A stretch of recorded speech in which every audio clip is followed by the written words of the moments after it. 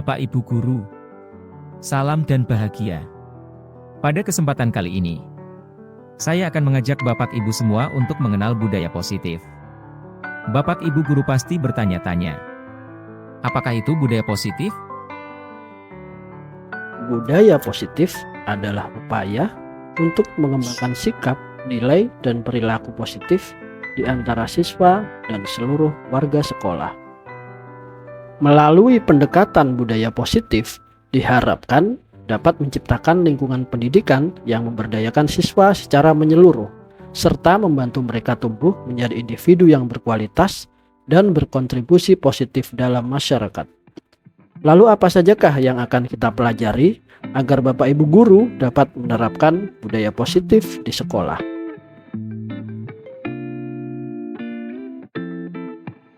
Inilah menu budaya positif kita hari ini. Yang pertama, disiplin positif dan nilai-nilai kebajikan universal.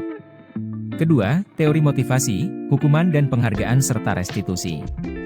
Ketiga, keyakinan kelas. Keempat, kebutuhan dasar manusia dan dunia berkualitas. Kelima, restitusi, 5 posisi kontrol. Keenam, restitusi, segitiga restitusi. Yang pertama, disiplin positif dan nilai-nilai kebajikan universal. Dr. William Glasser dalam Control Theory meluruskan beberapa miskonsepsi tentang makna kontrol. Kontrol teori antara lain ilusi guru mengontrol murid, ilusi bahwa semua penguatan positif, efektif, dan bermanfaat, ilusi bahwa kritik dan membuat orang merasa bersalah dapat menguatkan karakter, dan ilusi bahwa orang dewasa memiliki hak untuk memaksa. Ilusi guru mengontrol murid. Pada dasarnya, kita tidak dapat memaksa murid untuk berbuat sesuatu jikalau murid tersebut memilih untuk tidak melakukannya. Ilusi bahwa semua penguatan positif, efektif, dan bermanfaat. Penguatan positif atau bujukan adalah bentuk-bentuk kontrol, segala usaha untuk mempengaruhi murid agar mengulangi suatu perilaku tertentu adalah usaha untuk mengontrol murid. Dalam jangka waktu tertentu, kemungkinan murid tersebut akan menyadarinya. Ilusi bahwa kritik dan membuat orang merasa bersalah dapat menguatkan karakter. Menggunakan kritik dan rasa bersalah untuk mengontrol murid menuju pada identitas gagal. Mereka belajar untuk merasa buruk tentang diri mereka. Mereka mengembangkan dialog diri yang negatif. Ilusi bahwa orang dewasa memiliki hak untuk memaksa. Banyak orang dewasa yang percaya bahwa mereka memiliki tanggung jawab untuk membuat murid-murid berbuat hal-hal tertentu. Apapun yang dilakukan dapat diterima, selama ada kemajuan berdasarkan sebuah pengukuran kinerja. Mengetahui 4 teori kontrol, lalu apakah manfaatnya untuk Bapak Ibu Guru? Dengan memahami teori kontrol, maka kita akan mampu mengerti bahwa 1. Cara berpikir murid berbeda dengan kita. 2. Hanya murid yang sebenarnya bisa mengontrol perilaku mereka. 3. Kita harus mengupayakan proses kolaborasi dan konsensus dalam pembelajaran. 4. Mengembangkan cara berpikir menang-menang dalam proses belajar. Baik Bapak Ibu Guru, sekarang mari kita belajar tentang makna disiplin. Makna disiplin. Ki Hajar Dewantara menyatakan bahwa untuk menciptakan murid yang merdeka, syarat utamanya adalah harus ada disiplin yang kuat. Disiplin yang dimaksud adalah disiplin diri yang memiliki motivasi internal. Disiplin adalah bentuk belajar untuk kontrol diri agar dapat mencapai suatu tujuan mulia. Tujuan mulia di sini mengacu pada nilai-nilai atau prinsip-prinsip mulia yang dianut seseorang. Kita namakan nilai-nilai tersebut sebagai nilai-nilai kebajikan. Salah satu contoh nilai-nilai kebajikan adalah profil pelajar Pancasila, yaitu beriman, bertakwa kepada Tuhan Yang Maha Esa, dan berakhlak mulia, mandiri, bernalar kritis, berkebinekaan global, bergotong royong, dan kreatif. Menu kedua budaya positif, yaitu teori motivasi, hukuman, dan penghargaan restitusi. Diane Goshen dalam bukunya Restructuring School Discipline menyatakan ada 3 motivasi perilaku manusia. 1. Untuk menghindari ketidaknyamanan atau hukuman. 2. Untuk mendapatkan imbalan atau penghargaan dari orang lain. Dan 3. Untuk menjadi orang yang mereka inginkan dan menghargai diri sendiri dengan nilai-nilai yang mereka percaya. Motivasi perilaku yang perlu kita tanamkan kepada anak didik kita adalah untuk menjadi orang yang mereka inginkan dan menghargai diri sendiri dengan nilai-nilai yang mereka percaya. Selanjutnya, mari kita belajar tentang hukuman, penghargaan, dan restitusi. Hukuman bersifat tidak terencana atau tiba-tiba. Murid tidak tahu apa yang akan terjadi dan tidak dilibatkan. Hukuman bersifat satu arah. Konsekuensi. Disiplin dalam bentuk konsekuensi sudah terencana atau disepakati, sudah dibahas dan disetujui oleh murid dan guru. Umumnya bentuk-bentuk konsekuensi dibuat oleh pihak guru sekolah dan murid sudah mengetahui sebelumnya. Restitusi. Restitusi adalah proses menciptakan kondisi bagi murid untuk memperbaiki kesalahan mereka sehingga mereka bisa kembali pada kelompok mereka dengan karakter yang lebih kuat.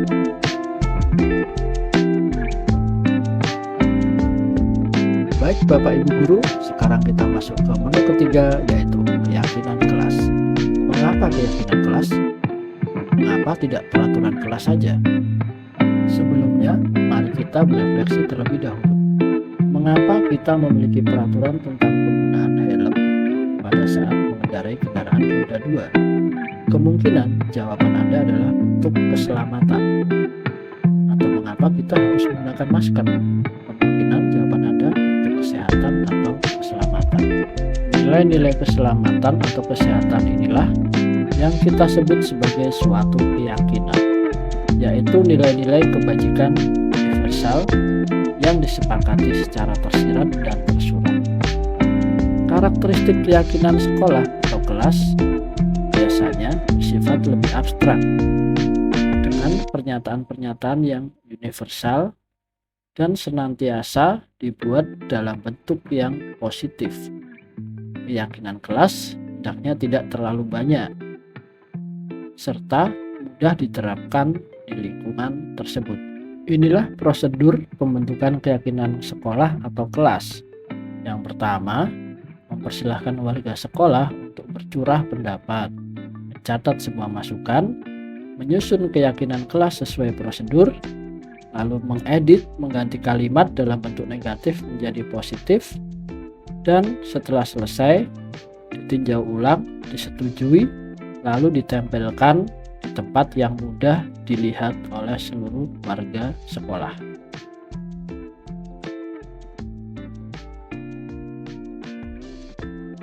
Selanjutnya, mari kita belajar lebih dalam lagi tentang kebutuhan dasar manusia dan dunia berkualitas.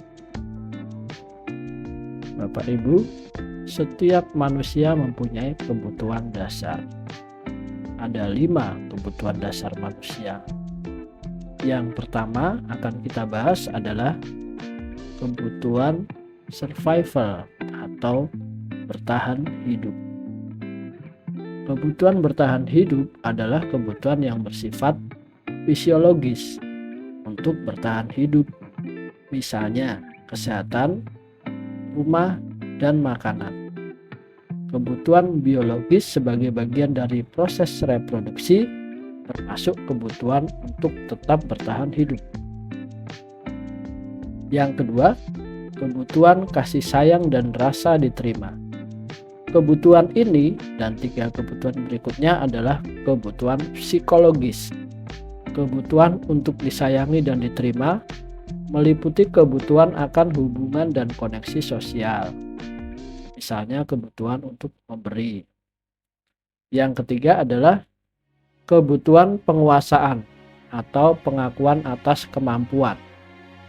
Kebutuhan ini berhubungan dengan kekuatan untuk mencapai sesuatu, menjadi kompeten, menjadi terampil, diakui atas prestasi dan keterampilan kita. Selanjutnya, kebutuhan kebebasan. Kebutuhan untuk bebas adalah kebutuhan akan kemandirian, otonomi, memiliki pilihan, dan mampu mengendalikan arah hidup seseorang. Yang terakhir, kebutuhan kesenangan, untuk selalu merasa senang. Kebutuhan akan kesenangan adalah kebutuhan untuk mencari kesenangan, bermain, dan tertawa. Bayangkan hidup tanpa kenikmatan apapun, betapa menyedihkan. Semua orang senantiasa berusaha untuk memenuhi kebutuhannya dengan berbagai cara. Bila mereka tidak bisa mendapatkan kebutuhannya dengan cara yang positif, mereka bisa melanggar peraturan atau melakukan hal-hal yang tidak sesuai dengan nilai-nilai kebajikan. Dunia berkualitas. Apa itu dunia berkualitas? Dunia berkualitas adalah tempat khusus dalam pikiran Anda. Tempat Anda menyimpan gambaran representasi dari semua yang Anda inginkan. Bisa berupa orang-orang atau hal terbaik dalam hidup Anda yang membuat Anda merasa bahagia. Untuk membantu Anda mengenali dunia berkualitas, jawablah pertanyaan ini. Siapakah orang yang paling penting dalam hidup Anda? Nilai-nilai kebajikan apa yang terpenting dalam hidup Anda? Kalau Anda menjadi orang yang ideal, karakter atau sifat apa yang Anda paling inginkan ada pada diri Anda? Mari kita berefleksi. Setelah belajar mengenai dunia berkualitas, mari kita pikirkan, bagaimana kira-kira murid dan guru di sekolah kita meletakkan sekolah dan pengalaman mereka sehubungan dengan dunia berkualitas, di dalam atau di luar dunia berkualitas. 5 posisi kontrol. 5 posisi kontrol dari Bapak Ibu guru adalah penghukum, pembuat merasa bersalah, teman, pemantau, atau manajer. Mari kita pelajari satu persatu. Penghukum.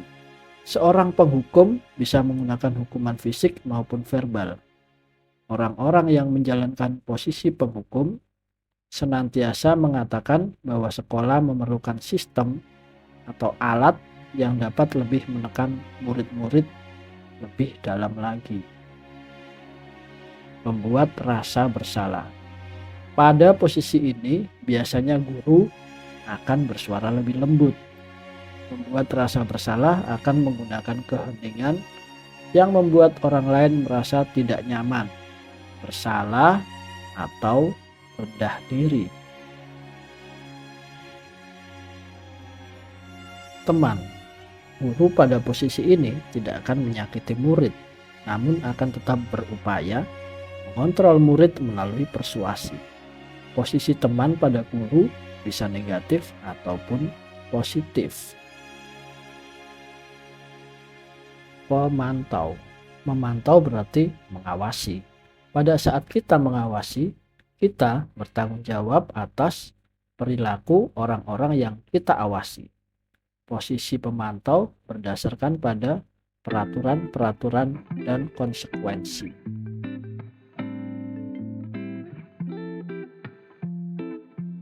Manajer.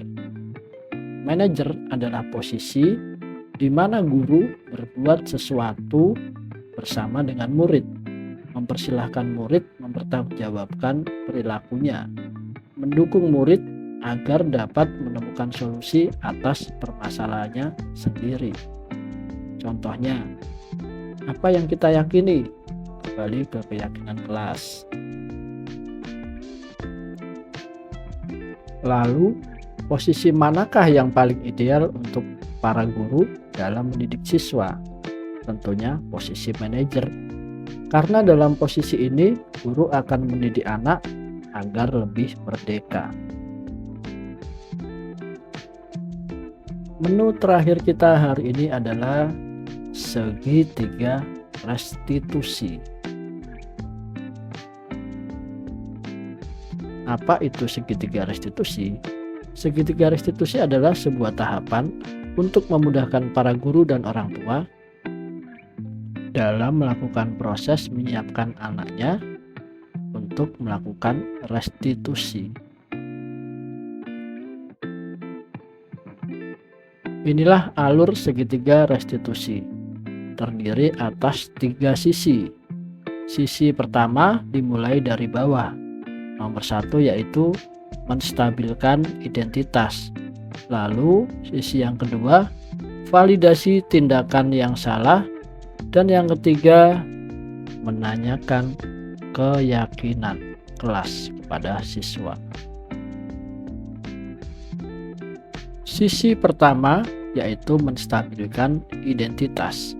Bagian dasar dari segitiga bertujuan untuk mengubah identitas anak dari orang yang gagal karena melakukan kesalahan menjadi orang yang sukses. Kata-kata yang bisa digunakan untuk menstabilkan identitas anak yaitu tidak ada manusia yang sempurna. Saya juga pernah melakukan kesalahan seperti itu. Kita pasti bisa menyelesaikan ini. Bapak tidak tertarik mencari siapa yang salah, tapi Bapak ingin mencari solusi dari permasalahan ini. Sisi kedua, validasi tindakan yang salah. Seorang guru yang memahami teori kontrol pasti akan mengubah pandangannya dari teori stimulus respon ke cara berpikir proaktif yang mengenali tujuan dari setiap tindakan. Kata-kata yang bisa digunakan untuk memvalidasi tindakan yang salah, contohnya, padahal kamu bisa melakukan yang lebih buruk dari ini ya. Kamu pasti punya alasan mengapa melakukan hal itu.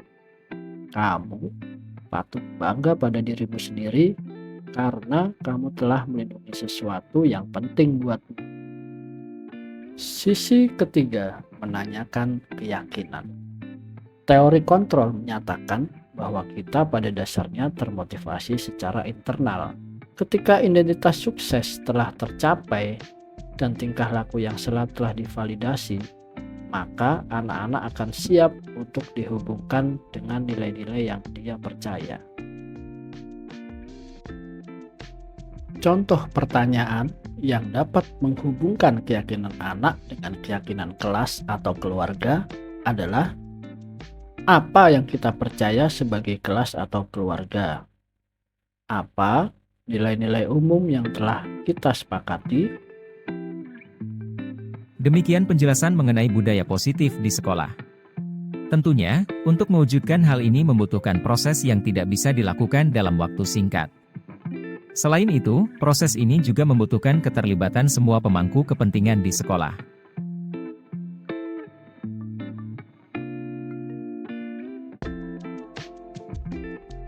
Ini tugas tambahan dari dinas, bukan dinas tapi kementerian ya Pak, Kementerian Pendidikan menjadi fasilitator.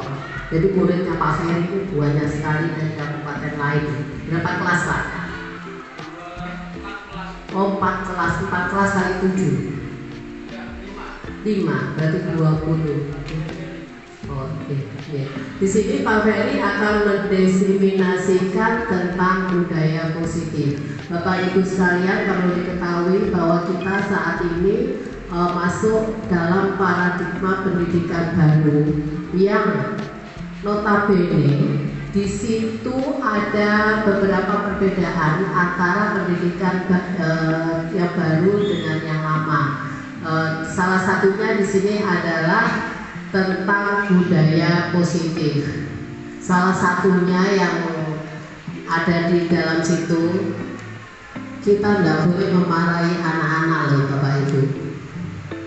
Padahal dulu bocah lagi gadis kena ini kok inkrah. Nah, tapi kita punya cara-cara tertentu.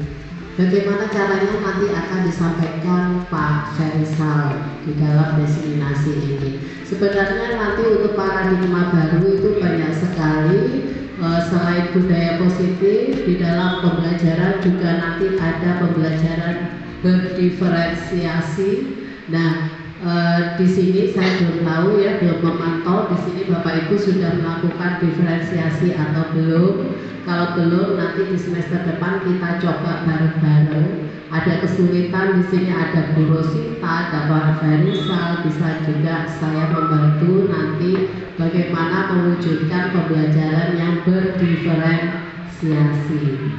Secara prakteknya bagaimana? Monggo, unek-unek yang ada di hati Bapak Ibu sekalian itu sampaikan. Kita sharing di sini.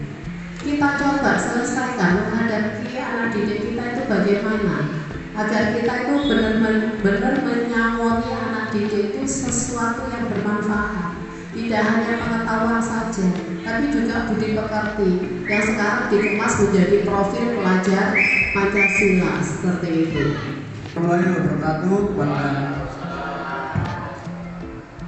Selamat datang Bapak Ibu. Ini kita berpilah minum air Bapak Ibu.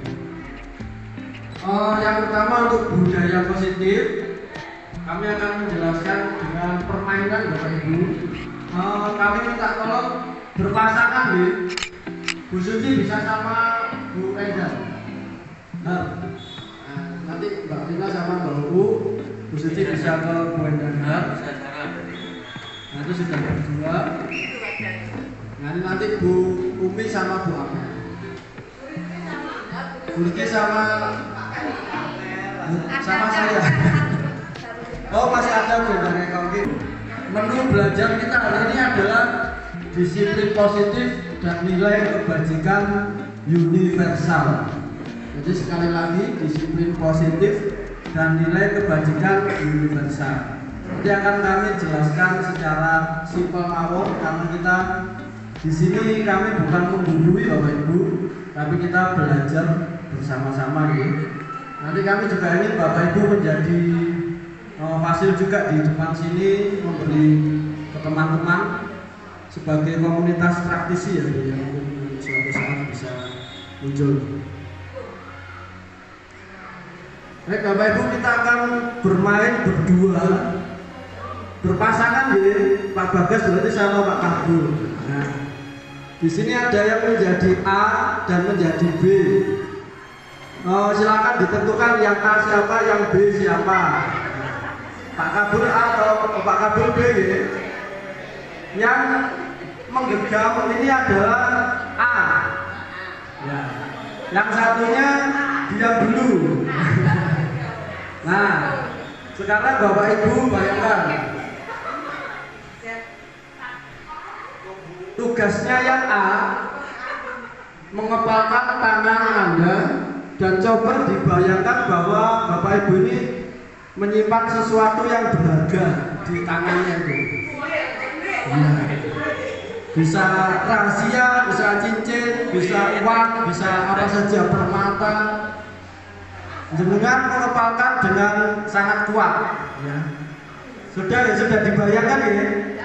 Nah itu nggak boleh dilihat siapa-siapa oleh orang lain. Jadi hanya jenengan yang tahu. Nah sekarang tugas yang B. Yang B ini tugasnya berat. Bapak Ibu harus merayu apapun melakukan supaya A mau membuka tangannya. Siap Bapak Ibu? Siap. Nah, caranya bebas, tapi tidak boleh fisik ya, tidak boleh disiksa atau apa. Nah, yang A harus mempertahankan. Siap Bapak Ibu? Siap. Waktunya 20 detik atau 1 menit nggak apa-apa. Silakan.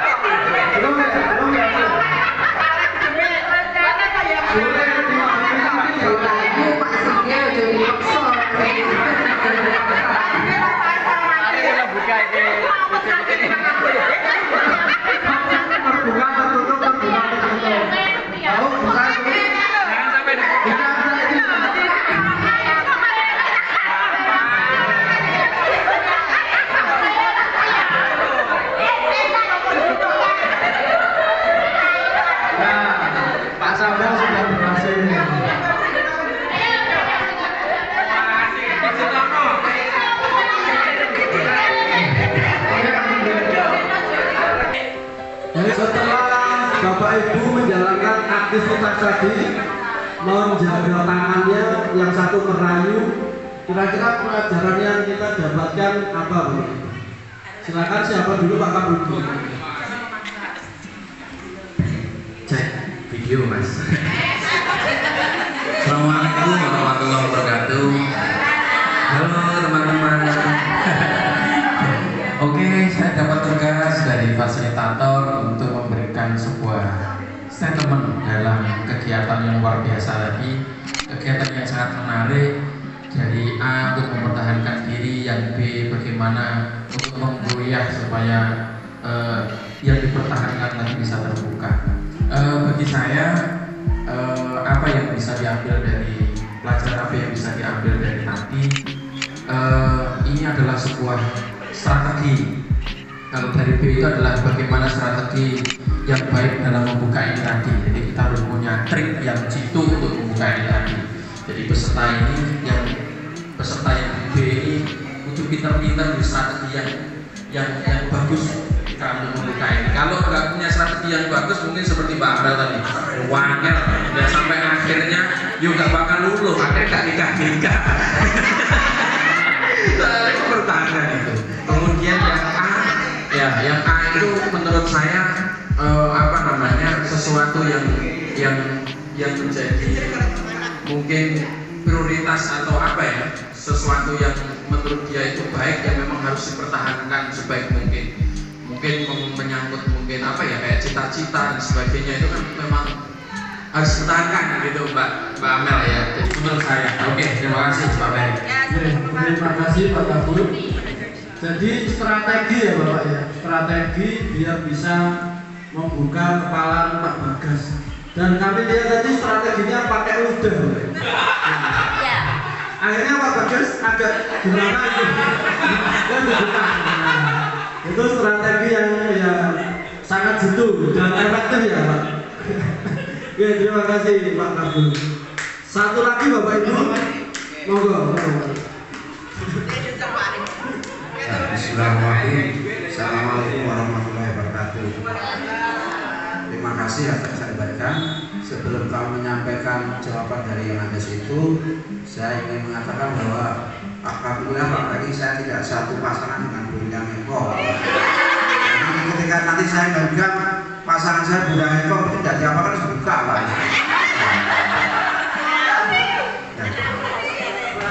Tadi Pak Singgi juga ngerayu saya pakai diselipiti uang tangan saya. Dari mana itu?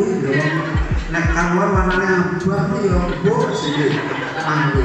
Ya, yang jelas kami menjawab itu Pak. Tadi kami melihat dari sudut pandangnya.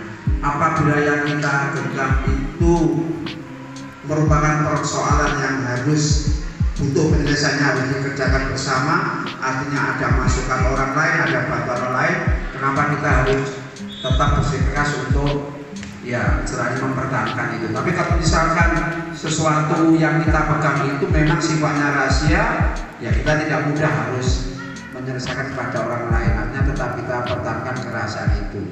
Itu Pak Fahri yang bisa kami sampaikan. Terima kasih. Assalamualaikum warahmatullahi wabarakatuh. Waalaikumsalam. Baik, mungkin Bapak Ibu bertanya-tanya, kira-kira kenapa kok kami buat permainan seperti itu? Ini hubungannya dengan Anda, alasannya apa, mengapa? Setiap orang punya alasan masing-masing. Lalu, apakah Anda menutup kepala tangan Anda? Alasannya apa? Jadi ada yang mau membuka, ada yang tetap menutup. Diapa-apakan tetap nggak mau, tetap dipegang terus.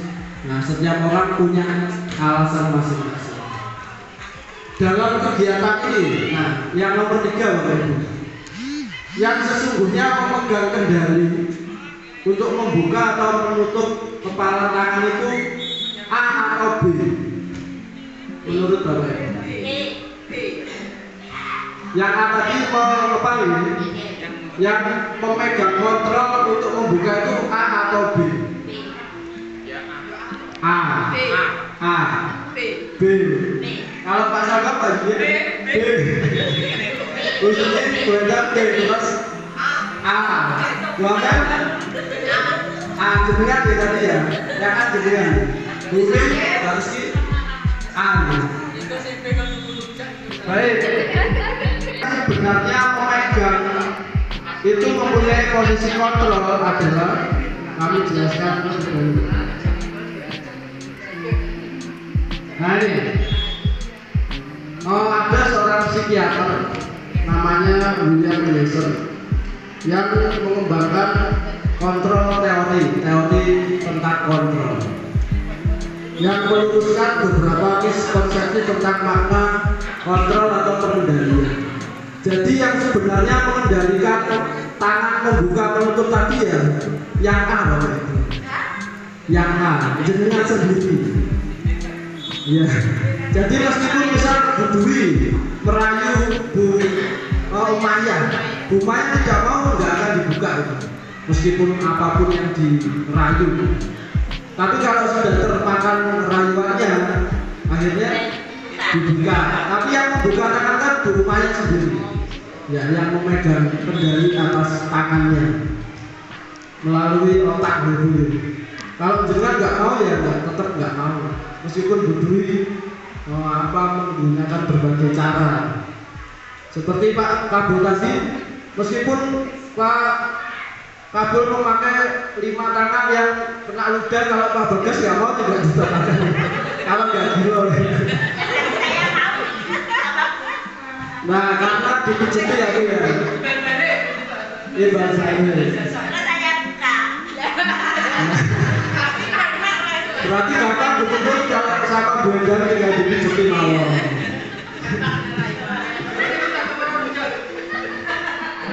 Ya Bapak Ibu, ilusi guru mengontrol murid. Nah, selama ini kita beranggapan bahwa kita itu mampu mengontrol murid. Karena itu kita menggunakan berbagai macam cara, misalkan dimarahi, disentak, dirayu, dibujuk, dikasih hadiah, siapapun, itu semuanya adalah ilusi Bapak Ibu. Kalau anak-anak tidak mau juga mereka tidak akan berubah, jadi hanya pura-pura. Sesuatu yang positif pun seperti ujian itu juga belum tentu bisa merubah anak-anak kita. Ujian, bujukan, rayuan, mungkin mereka berubah tapi sebentar, nanti lama kembali lagi bahas itu. Yang ketiga Bapak Ibu, nah ini contohnya, murid akan belajar apabila disuruh atau dibujuk. Murid mengerjakan PR apabila diberi iming-iming. Oh nanti saya kerjakan PR tak kasih nilai 90, apa nanti dapat hadiah, besok tak gawane permen apa makanan. Jadi semua itu ilusi Bapak Ibu. Murid mau bekerja sama bila diberi hadiah. Murid tidak akan mau belajar apabila tidak dengan guru tertentu, guru yang disukai saja. Jadi semuanya masih ilusi kontrol. Yang ketiga, ilusi bahwa kritik akan membuat orang merasa bersalah, akan menguatkan karakter. Kita beranggapan kalau kita mengkritik orang lain, karakternya jadi bagus, itu belum tentu Bapak Ibu. Atau justru membuat merasa bersalah. Kita kan mungkin termasuk saya ya, sering membuat orang merasa bersalah dengan bicara yang tidak nyaman ke anak-anak, mungkin permasalahan atau kesalahan mereka, itu mereka juga tidak akan berubah kalau tidak dari dalam diri mereka sendiri. Nah ini contohnya, terkadang suaranya halus Bapak Ibu. Contohnya seperti ini. Wah, kamu kapan ya pinternya kok gak bisa? Wah, anak ganteng, kapan majunya? Kok gini aja terus? Itu sepertinya mendukung tapi menjatuhkan. Keren banget, tapi salah semua ini. Kalau begini caranya kamu gak akan pernah bisa berhasil. Jadi itu sepertinya mendukung, tapi itu sebenarnya membuat identitas gagal kepada anak-anak. Kita refleksi bersama, ya, termasuk saya yang sama.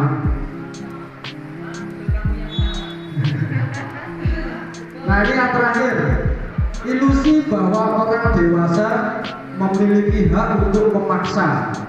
Kita terkadang memaksakan anak itu, karena kalau nggak dipaksa memang mereka juga nggak berubah, nggak bergerak. Tapi mereka mau dipaksa karena mereka mau dipaksa. Kalau nggak mau ya nggak akan. Ya. Ini Bapak Ibu, banyak orang dewasa yang percaya bahwa mereka memiliki tanggung jawab untuk membuat murid-murid berbuat hal tertentu dengan pemaksaan. Contohnya, memaksa anak untuk mengerjakan tugas dengan dibentak atau dimarahi, mengancam anak-anak dengan nilai saat anak-anak tidak mengerjakan tugas, memaksa anak mengikuti kegiatan yang tidak disukai oleh anak tersebut, memaksa anak bisa dan mendapat nilai bagus, padahal mungkin sang anak tidak berbakat atau tidak tertarik dalam suatu bidang. Ya, itu tadi 4 ilusi kontrol Bapak Ibu. Lalu bagaimana kita merubah anak-anak kita biar mereka bisa mempunyai semangat dari dalam dirinya, biar mereka tidak perlu dimarahi, tidak perlu dirayu. Kira-kira bisa nggak Bapak Ibu? Sejak jenengan di sini tahun berapa Pak? 97. Kira-kira bisa tidak kita merubah anak-anak biar mereka itu otomatis sadar dengan sendirinya? Bapak Ibu yakin tidak? Ini bisa dilakukan tidak Bapak Ibu? Bisa ya Pak Kabul ya? Ya harus yakin dulu. Kita yakin dulu, masalah berhasil tidaknya nanti kita nggak tahu. Yang penting berusaha ya Pak Kabul. Iya, yakin. Bila kita ingin membuat kemajuan perlahan, sedikit-sedikit, ubahlah sikap atau perilaku Anda. Namun bila kita ingin memperbaiki cara utama kita, maka kita perlu mengubah kerangka acuan kita. Ubahlah bagaimana Anda melihat dunia. Ubahlah bagaimana jenengan melihat anak-anak. Bukan sekedar objek. Anak-anak bukan sekedar objek. Sederhananya begini Bapak Ibu. Ini yang sering kita lakukan di sebelah kiri, stimulus respon, dan ini adalah teori kontrol. Selama ini mungkin kita menganggap kebutuhan kita sama, padahal sebenarnya kebutuhan kita berbeda. Begitu juga anak-anak. Anak-anak mungkin ada yang suka olahraga, suka matematika, suka IPA, suka game online. Langsung agak cepat, orang lain bisa mengontrol saya. Sebenarnya yang bisa mengontrol diri Anda hanya jenengan sendiri, orang lain tidak bisa. Saya bisa mengontrol orang lain, nyatanya kita semua tidak bisa mengontrol orang lain. Pemaksaan ada saat bujukan gagal. Ini saat kita nggak bisa membujuk anak-anak, biasanya kita paksa. Ya, ini yang kita lakukan selama ini. Nyatanya yang benar adalah kolaborasi dan konsensus menciptakan pilihan baru. Artinya kita harus komunikasi lebih dekat dengan anak-anak. Apa itu disiplin? Nah, selama ini Bapak Ibu kalau melihat kata disiplin identik dengan ini, tata tertib, teratur, kepatuhan pada peraturan, hukuman, dan ketidaknyamanan. Selama ini kita melihat disiplin sebagai hal ini.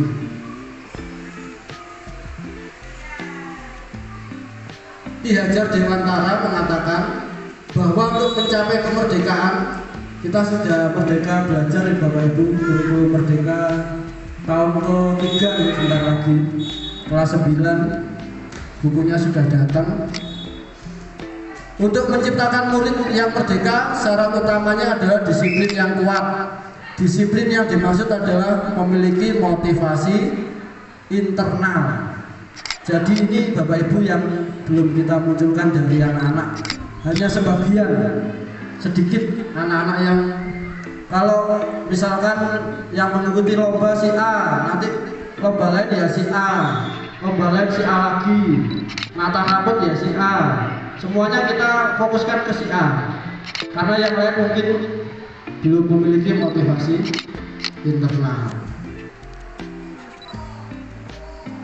Nah, sebagai pendidik tujuan kita adalah menciptakan anak-anak yang memiliki disiplin diri dan nilai-nilai kebajikan universal. Lalu bagaimana caranya agar murid-murid kita memiliki motivasi intrinsik yang kuat, Bapak Ibu?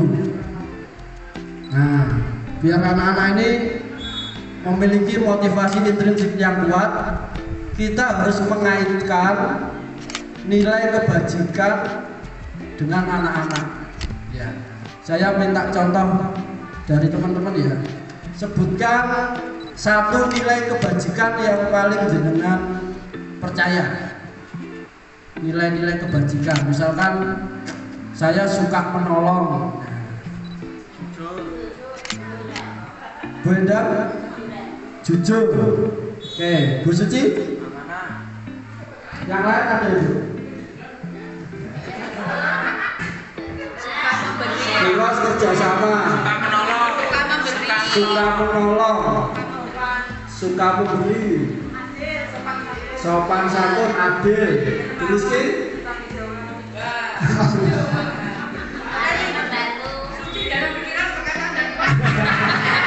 kedawat,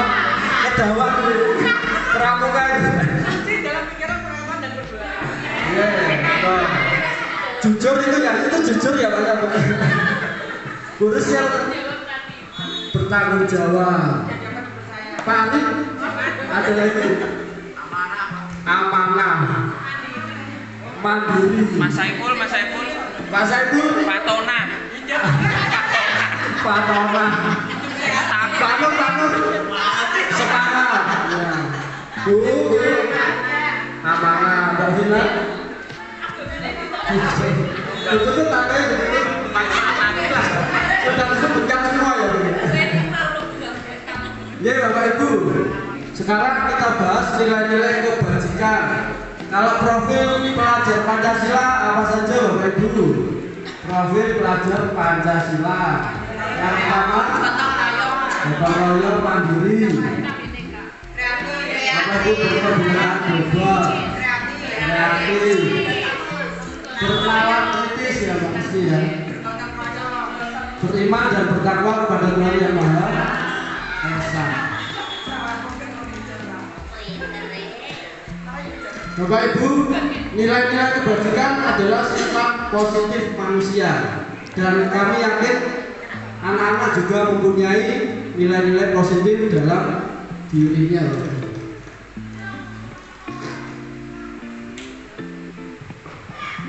Nilai-nilai kebajikan ini sifatnya universal, tidak melihat agama ataupun budaya. Salah satunya yang dengan sebutkan tadi, yaitu profil pelajar Pancasila. Ya, semuanya sudah hafal ya. Ini di kurikulum kita. Tapi di institusi lain masih banyak loh Pak Ibu. Di sini kita sudah hafal beriman dan bertakwa, mandiri, bernalar kritis, berkebinekaan global, gotong royong dan kreatif. Di institusi lain juga ada Bapak Ibu, contohnya ini IBO, Primary Years Program, yaitu sikap murid yang toleransi, rasa hormat, integritas, mandiri, menghargai, antusias, empati. Empati itu mengapresiasi orang lain, punya rasa kasihan, keingintahuan, kreativitas, kerjasama, percaya diri, dan komitmen. Ini berdasarkan Primary Years Program di BO. Lalu ada lagi Bapak Ibu di 9 pilar karakter: cinta Tuhan dan segenap ciptaannya, bukan hanya manusia tapi juga binatang, tumbuhan. Anak-anak itu kalau ada binatang kadang disiksa, ya. Kalau ada kucing atau apa kadang dibully, kucingnya dibully. Kemandirian, tanggung jawab, jujur, hormat santun, dermawan. Ini tadi Bu Maya ya, suka menolong Bu ya, dermawan. Percaya diri, kepemimpinan dan keadilan. Jadi banyak sekali Bapak. 7 essential virtues, empati, suara hati. Nah, suara hati itu berarti sebelum melakukan kita ya mendengarkan suara hati kita dulu. Saya kirim ke WA, tanyakan ke diri kita sendiri, bagaimana kita berperilaku, mengapa kita melakukan segala sesuatu.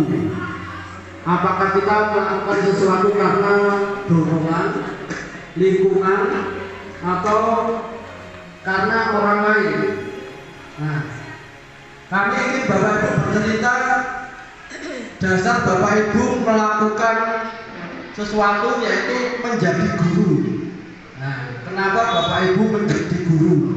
Bisa diceritakan. Awalnya dulu bagaimana? Nah, karena diminta oleh orang tua atau karena panggilan hati? Silakan Bapak Ibu. Saya menjadi guru karena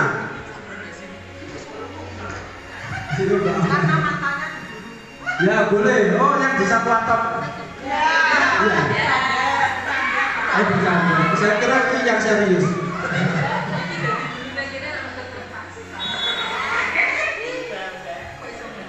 Saya menjadi guru karena, nah, monggo Bapak Ibu. Subjeknya beri nama ya.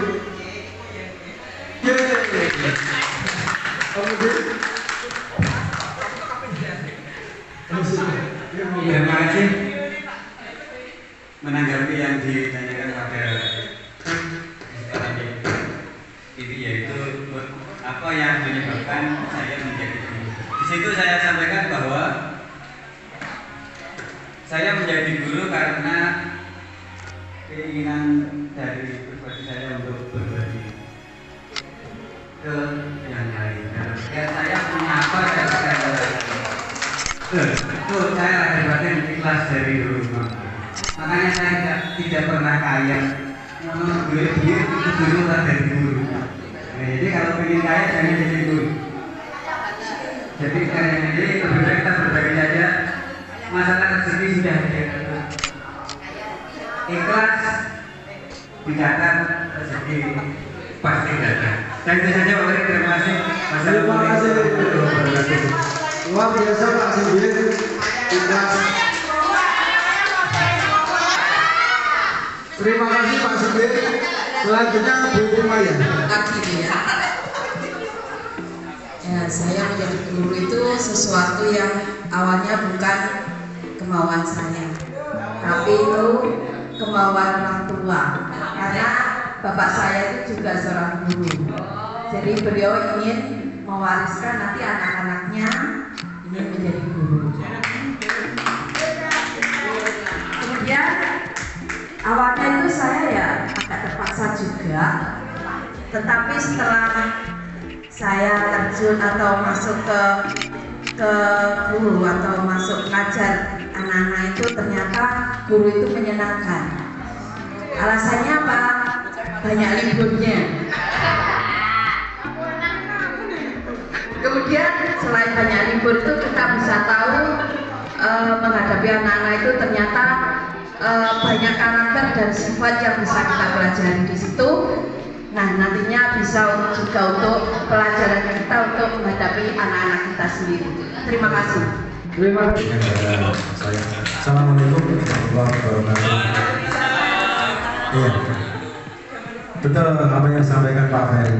Jadi untuk anak itu harus diminta dulu, dirayu dulu agar anak itu suka. Itu seperti yang saya alami. Saya ketika di bangku perkuliahan S1, awal 1 semester sampai 4 itu belum menyerahkan. Jadi saya sudah kesana kemari. Setelah itu saya menemui dosen. Dosen itu memberitahukan kepada kami karena banyak.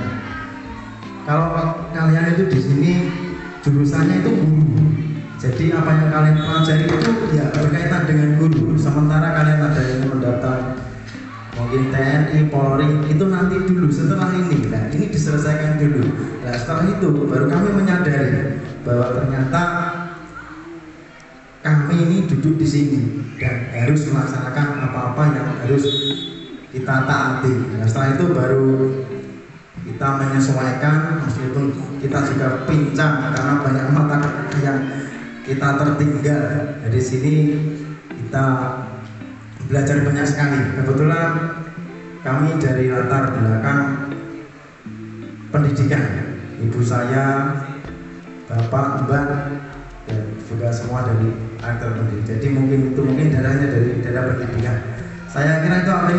Terima kasih dan senang ternyata di guru untuk bertemu dengan teman-teman yang enak. Nah, yang bagus semua berpendidikan, minimal SMA, S1, S2, S3. Tidak ada yang lain. Ya, terima kasih yang diberikan. Juga ada yang menjadi guru.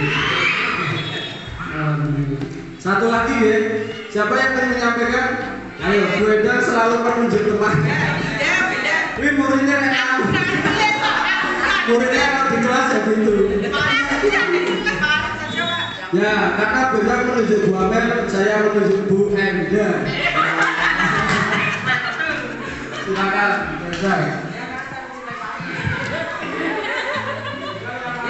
Assalamualaikum warahmatullahi wabarakatuh. Waalaikumsalam. Kalau ini tadi saya ditunjuk padahal saya tidak menulis di situ Pak Ferry. Oh, enggak ada.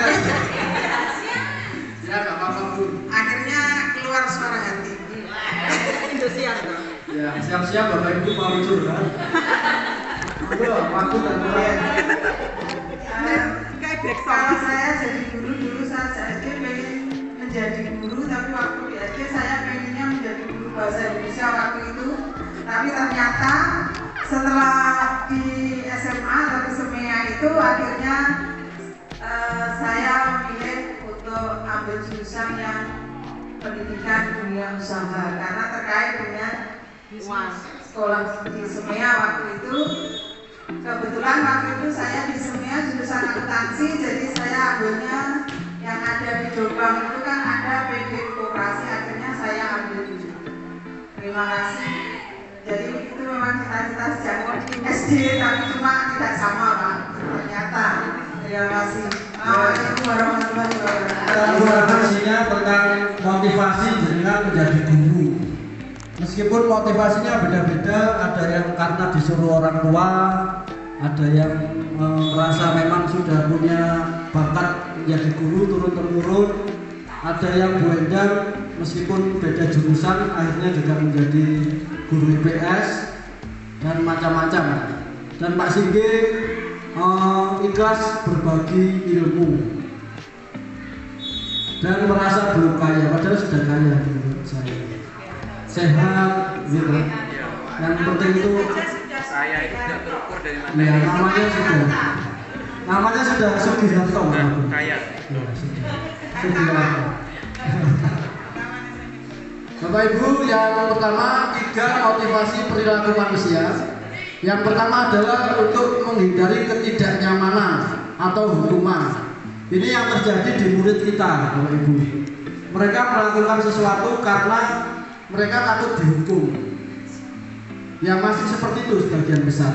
Belum motivasi dari dalam. Itu yang sampai sekarang menjadi PR kita semua untuk anak-anak kita di sini. Ini adalah tingkat terendah dari motivasi perilaku manusia. Mereka melakukan karena sedang menghindari permasalahan yang berpengaruh kepada mereka. Jadi sifatnya motivasi ini masih eksternal. Kalau kita semua termasuk saya melakukan sesuatu karena tidak nyaman atau takut dihukum, berarti motivasi kita masih rendah. Misalkan memakai helm, anak-anak kalau kemana-mana tidak akan memakai helm karena pakai helm takut ketemu polisi, bukan takut kepalanya terjatuh lalu terluka. Jadi takut sama polisi. berikutnya Bapak Ibu. Nanti mungkin nggak apa-apa gitu, tutup kita sering-sering sesekali kalau apa? Oh, enggak apa-apa Pak Ferry. Koordinasi Siap. belajar bareng. Oke. Ya, belajar Malah bareng. sering-sering Pak Ferry, ada konsumsinya gitu. Ya, ada konsumsinya. Nanti sesekali makan siang. Siap. 2 kali Pak Ferry. Ya, sama makan malam. Nanti sampai malam Pak Ibu. Positif. Tujuan disiplin positif adalah menanamkan motivasi yang ketiga pada murid-murid kita. Motivasi yang ketiga ini adalah motivasi dari dalam diri masing-masing. Sehingga kita nggak perlu Bapak Ibu marah-marah, kepalanya pusing, badannya sakit, lalu lemah, letih, lesu karena marah ke anak-anak. Boleh, tapi jangan, maksud saya itu, maksud kami Bapak Ibu, kalau kita sering marah-marah kan yang sakit kita sendiri. Anak-anak sehat-sehat saja. Iya dong. Anak-anak tetap ya seperti itu. Kita karena terlalu kepikiran akhirnya ya minimal pusing lah. Pusing terus ya nanti jadi terlambat karena kepikiran. Terus ya encok ya macam-macam lah. Jadi PR kita Bapak Ibu menanamkan motivasi yang ketiga, yaitu motivasi dari dalam atau intrinsik. Caranya bagaimana? Caranya salah satunya Bapak Ibu, anak-anak jangan langsung dimarahi, tapi ditanya dulu alasannya dia apa melakukan itu. Ini bukan berlaku untuk guru BK saja maksud kami, tapi untuk kita semua Bapak Ibu. Jadi ditanya dulu motivasinya apa, alasannya apa. Pernahkah Anda berada dalam situasi di mana Anda melakukan sesuatu yang menyakitkan bagi Anda? Bahkan bertabrakan dengan penghargaan dari orang lain. Bahkan ada kerugian finansial. Prinsip-prinsip apa yang Anda lindungi? Ya, pernah melakukan sesuatu yang menyakitkan diri sendiri, boten. Misalkan ya patah hati, terus minum air putih. Nah, refleksi terakhir Bapak Ibu, saya butuh satu orang saja nih. Nah, ini catatnya Mbak Rizky dan Mbak Amel, pas. Para jombloan yang pas. Kita refleksi saja Bu. Teman-teman yang saya sayangi dan kepada betul yang saya miliki dulu ya terkait dengan pelajaran agama. Dulu anak-anak itu diajak sholat berjamaah itu akhirnya kata syukur. Akhirnya ya setelah paksa, maksudnya sudah berkali-kali dipanggil dan datang ya kalau nggak masuk kelas. Sementara guru pikir pulang kupang udah meneh loh, guru pikir ambil ya pulang kupang akhirnya ya saya lari ke sana yang sana pulang ya saya hukum yang sana akan bisa hubungi lagi. Itu pernah terjadi dan itu berlarut-larut sampai saya ya masuk rumah sakit 5 hari ya itu dikunjungi teman-teman semua. Itu karena apa? Tiap hari saya menghukum, dulu belum ada sekolah penggerak ya Bu ya, memahami. Bagaimana pendekatan anak agar sadar dari dalam itu belum kutemukan karena belum ada kekompakan ya, belum ketemukan, belum ada kekompakan. Saya sama Pak Sabang itu Kak Medanyu bocah-bocah anggota Sekolah Melayu, Cita Ibu, Cita Mojanta itu dari segi keluar. Akhirnya saya menghukum tiap hari ya di panasan lele, sampai sholat yang panasan ini bisa sholat tapi api orang ya. Akhirnya terus saya jatuh sakit itu salah satunya keberatan untuk anak-anak mendisiplinkan itu berat sekali. Akhirnya alhamdulillah ya dengan berbagai cara masukan yang semacam ini ya, bisa kita angkat bersama-sama untuk sholat berjamaah anak mulai sadar. Kemudian di dalam pembelajaran agama, sholat, wudhu dan lain-lain harus teladan dari Bapak Guru semua. Terima kasih. Assalamualaikum warahmatullahi wabarakatuh. yang dikira guru bio. Mungkin kalau dilatih 10 tahun bisa seperti itu. Yeah. Baik Bapak Ibu, makanya kita pernah belajar hipnotis dulu sama guru ya, sama siapa biar bisa menghipnotis anak-anak ya Pak Sigit yang dijadikan simulasi Pak Sigit waktu itu. Dan Pak Sigit mungkin nggak sadar sampai sekarang setengah. Yeah. Terima kasih Bapak Ibu, materi yang kami sampaikan. Kami ingin sedikit kesimpulan dari guru pembelajaran, tapi bukan menuntut Bu Rosita. Kesimpulan untuk pembelajaran dari ini Bros, sedikit saja untuk teman-teman dan kita semua. Assalamualaikum warahmatullahi wabarakatuh. Terima kasih Pak Ferry atas waktunya. Refleksi dari pembelajaran hari ini. Yang pertama, dengan adanya kegiatan seperti ini bisa menambah wawasan kita bisa sharing, kita bisa bertukar pengalaman apa yang sudah kita kerjakan, apa yang sudah baik kita tingkatkan, dan yang masih kurang mari bersama-sama kita tingkatkan. Kemudian kekurangannya Ferry itu mengingatkan diri saya sendiri bahwa selama ini mungkin saya sudah berusaha menjalankan amanah saya sebagai guru, tetapi masih belumlah maksimal karena masih ada yang harus dibenahi dan harus diperbaiki lagi ke depannya, sehingga apa yang nanti kita harapkan anak-anak menjadi memiliki karakter yang berprofil pelajar Pancasila bisa tercapai. Demikian, terima kasih. Kurang lebihnya mohon maaf. Assalamualaikum warahmatullahi wabarakatuh. Terima kasih Bapak Ibu. Tepat setengah 12 kami kembali janji saya. Kami tutup kegiatan siang ini. Kami tutup kegiatan hari ini dengan bacaan hamdalah. Alhamdulillah. Terima kasih Bapak Ibu. Wassalamualaikum warahmatullahi wabarakatuh.